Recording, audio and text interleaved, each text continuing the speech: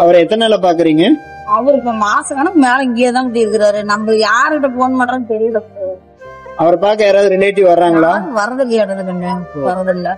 யாராவது சாப்பாடு கொடுத்தா சாப்பிடாரு, உடனே அப்படியே படுத்து கையும் வரதில்லையாடுறது படுத்துக்கிறாரு.